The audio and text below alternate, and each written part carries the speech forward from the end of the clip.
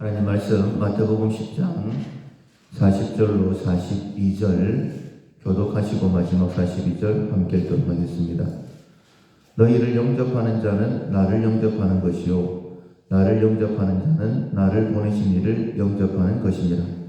선지자의 이름으로 선지자를 영접하는 자는 선지자의 상을 받을 것이요 의인의 이름으로 의인을 영접하는 자는 의인의 상을 받을 것이요 또 누구든지 제자의 이름으로 이 작은 자 중 하나에게 냉수 한 그릇이라도 주는 자는 내가 진실로 너희에게 이르노니 그 사람이 결단코 상을 잃지 아니하리라 하시니라.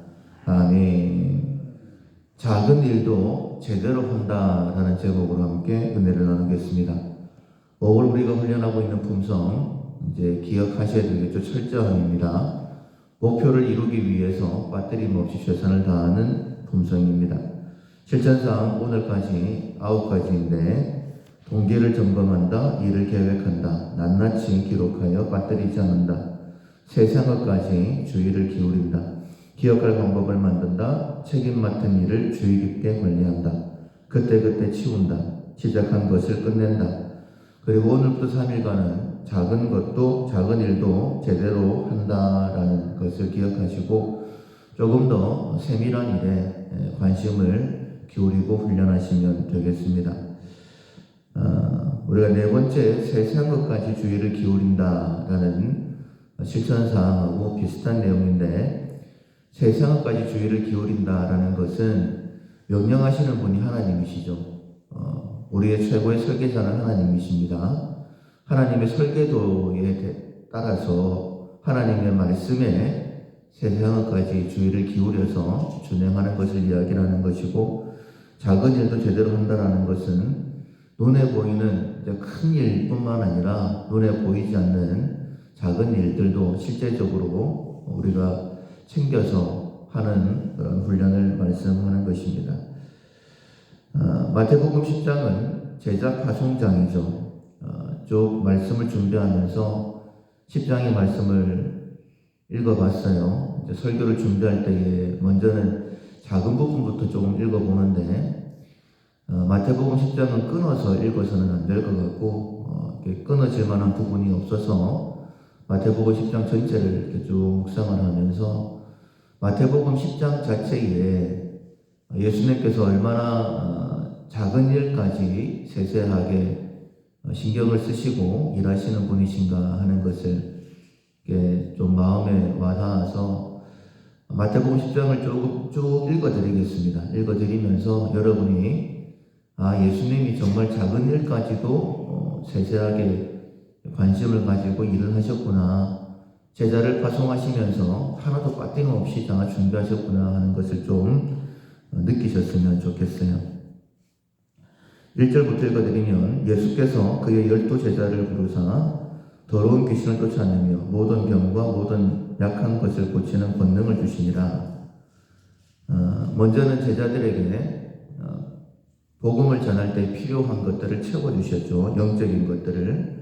그리고는 12사도 이름을 불러주십니다. 베드로, 안드레, 야고보, 요한, 빌립, 바돌로메, 도마, 마태, 야고보, 다데오, 시몬, 유다.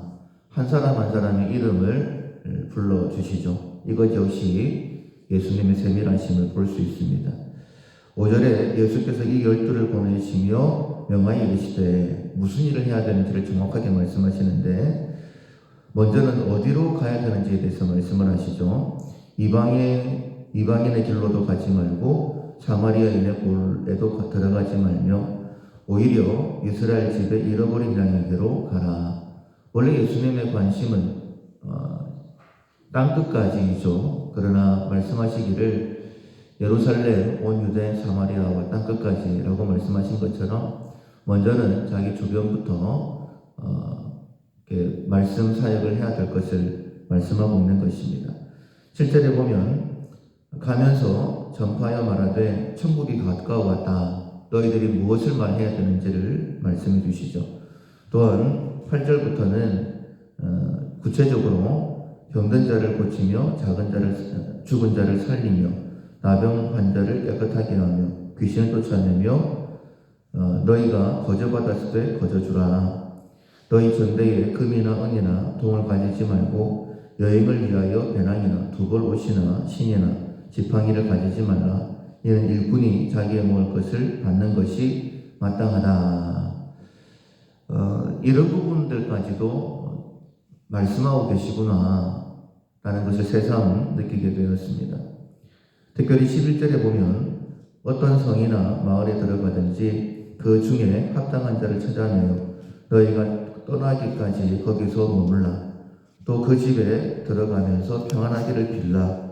그 집이 이에 합당하면 너희 빈 평안이 거기 임할 것이요 만약 합당하지 아니하면 그 평안이 너희에게 돌아올 것이니라. 우리가 보통 이제 집을 방문하게 되어지면 선물을 가져가지 않습니까? 그런데 제자들은 전도하는 중이기 때문에 가져갈 것이 없지만은 들어갈 때에는 평안을 빌어라. 그 평안이 합당하면 거기에 임할 것이다. 이 부분도 말씀을 하시죠. 14절에 보면 누구든지 너희를 영접하지도 아니하고 너희 말을 듣지도 아니하거든 그 집이나 성에서 나가 너희 발에 먼지를 떨어버리라. 16절에 보라 내가 너희를 보내니 양을 이리 가운데로 보내는 것도다. 그러므로 너희는 뱀같이 지혜롭고 비둘기같이 순결하라. 모든 것을 챙겨주셨지만은 마음을 다부지게 가져야 된다라는 것을 말씀하시죠. 왜냐하면 18절부터는 조금 더 힘든 일이 있을 것이다. 너희들이 이런 권능, 이런 사명을 가지고 나아가지만은 결코 만만치는 않다라고 마음의 준비를 하게 하시죠. 또 너희가 나로 말미암아 중독들과 임금들 앞에 끌려가리니 그 이유가 그들과 이방인들에게 증거가 되게 하려 하심이라. 그러나 또 이렇게 끌려가지만은 염려할 필요는 없다라고 말씀을 하십니다. 너희를 넘겨줄 때에 어떻게 또는 무엇을 말할까 염려하지 말라. 그때에 너희에게 할 말을 주시리니 말하는 이는 너희가 아니라 너희 속에서 말씀하시는 이 곧 너희 아버지의 성령이시니라. 예수님께서 이렇게 말씀해 주셨기 때문에 총독에게 끌려가는 일도 있었을 것입니다. 그런데 무엇을 말해야 되는지 염려하지 않았을 거예요. 왜냐하면 성령께서 말씀해 주신다라고 미리 예수님께서 말씀해 주셨기 때문입니다. 그리고는 이렇게 말씀하시죠. 28절에 몸은 죽여도 영혼은 능히 죽이지 못하는 자들을 두려워하지 말고 오직 몸과 영혼을 능히 지옥에 멸하실 수 있는 이를 두려워하라.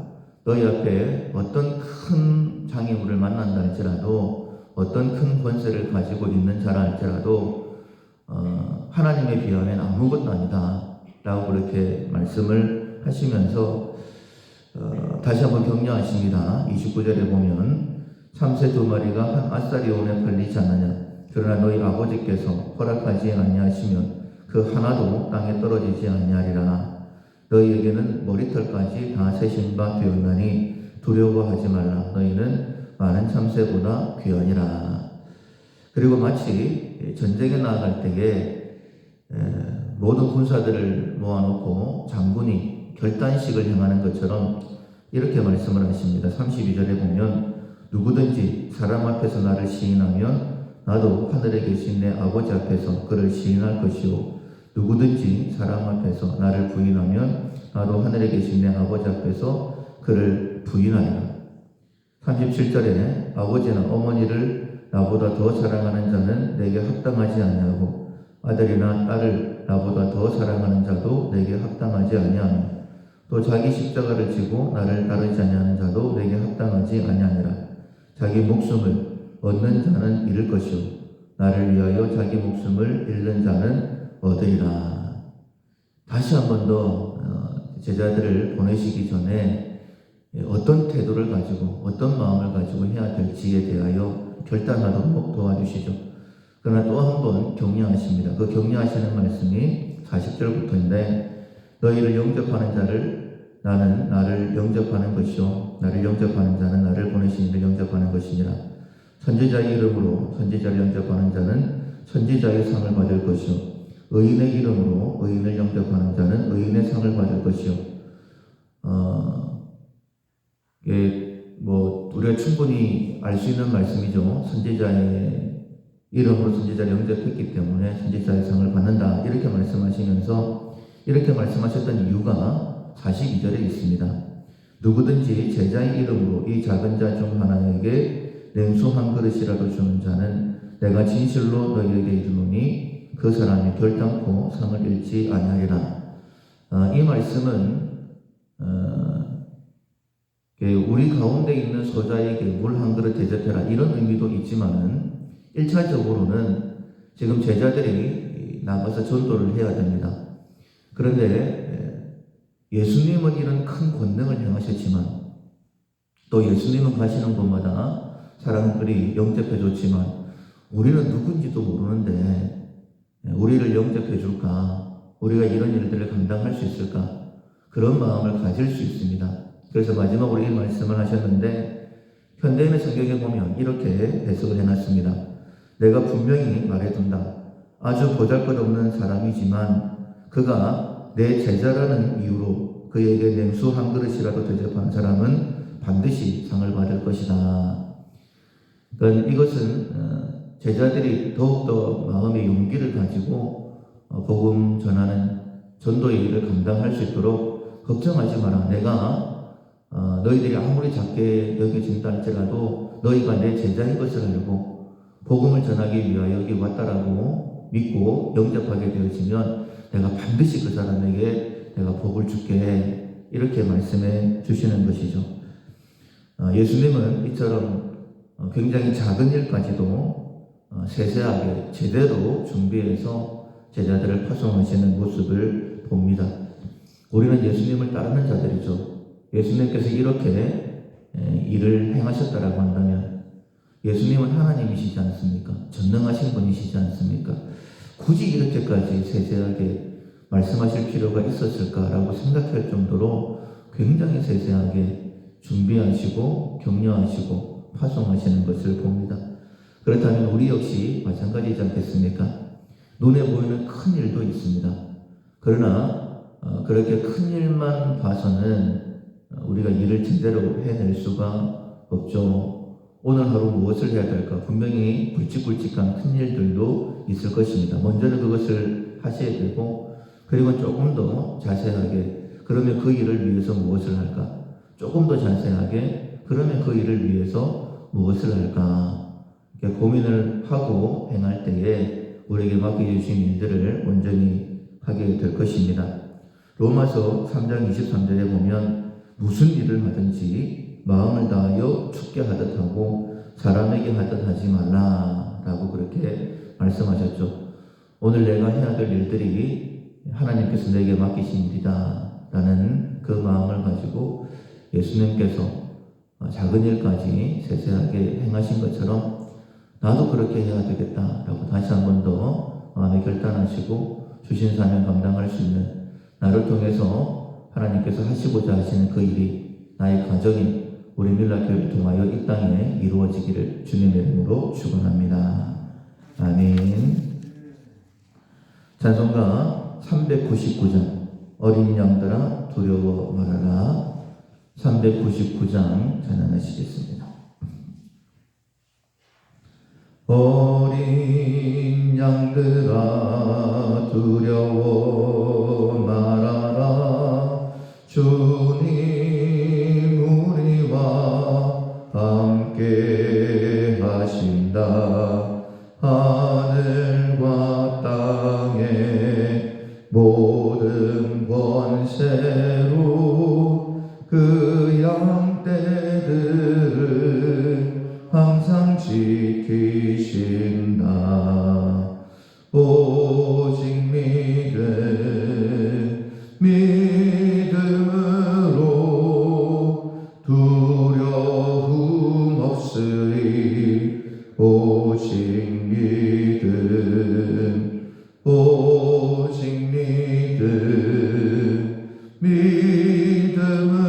믿음으로 두려움 없으리. 오직 믿음 어린 양들아 두려워 말아라. 주가 내 갈 길 인도하신다. 마라의 쓴물 달게 하신 주 그 동산에서 피땀 흘리셨네. 오직 믿음으로 두려움 없으리. 오직 믿음으로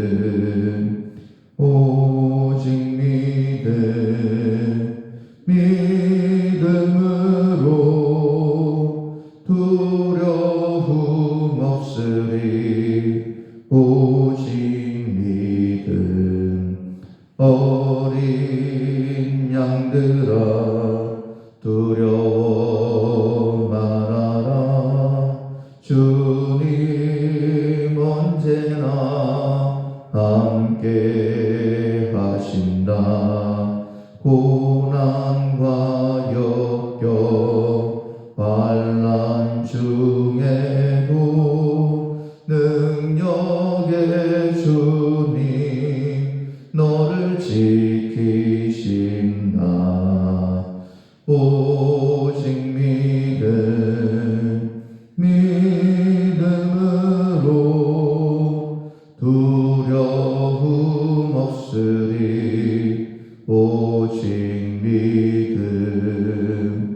오직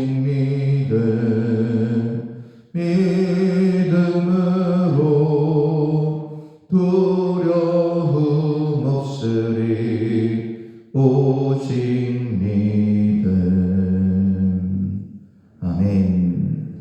말씀을 기억하면서 먼저 자기 자신을 위해 기도하시겠습니다.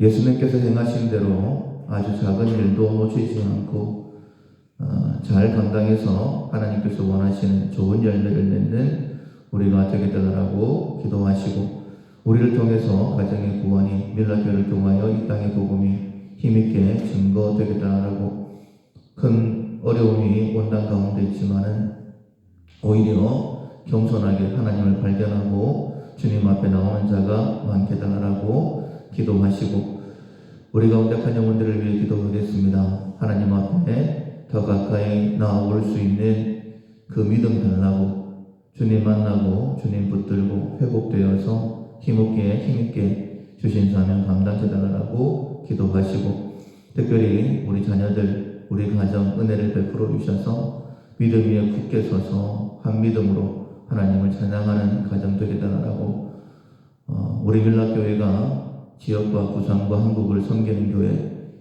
빛되어 전하는 교회, 희년을 선포하는 교회가 되게 달라고 6월 11일부터 있을 부흥회를 위해서 기도하시고 각자 기도 제목으로 기도하시겠습니다.